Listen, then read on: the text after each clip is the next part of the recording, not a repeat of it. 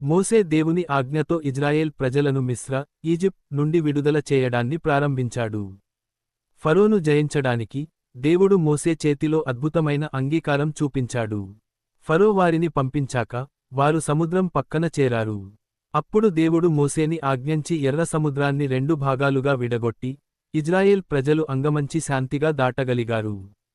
ఆ తర్వాత ఫరో మరియు అతని సైన్యం ఇజ్రాయేల్ ప్రజలను వెంబడించగా సముద్రం వారి మీద పడింది మరియు వారు మరణించారు. ఈ ఘటనే దేవుని మహిమను, ఆయన ప్రజల పట్ల గాఢమైన ప్రేమను సాక్షాత్కరించింది. మోసే ఎర్ర సముద్రాన్ని విడగొట్టిన కథ మనకు పాఠాలు ఇస్తుంది. దేవునిపై నమ్మకం, మోసే దేవుని శక్తిపై నిరంతరం విశ్వసించడం, ఇజ్రాయేల్ ప్రజలను ఈజిప్ట్ సైన్యానికి నుంచి కాపాడటానికి దేవుని శక్తిని నమ్మడం, అనిశ్చిత పరిస్థితుల్లో కూడా దేవుని ప్రణాళికపై నమ్మకాన్ని ఉంచాలని మాకు బోధిస్తుంది. మోసే దేవునిపై నమ్మకంతో సముద్రం విడిపోయింది. ఇది విశ్వాసం వల్ల అద్భుతాలు సాధించగలుగుతాయని చూపిస్తుంది.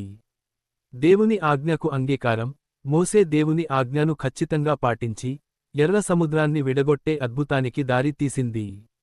ఇది మనకు దేవుని మార్గదర్శకతను పాటించడం ఎంత ముఖ్యమో, అలాగైతే మనం పుట్టే కష్టాలను అధిగమించగలమని బోధిస్తుంది.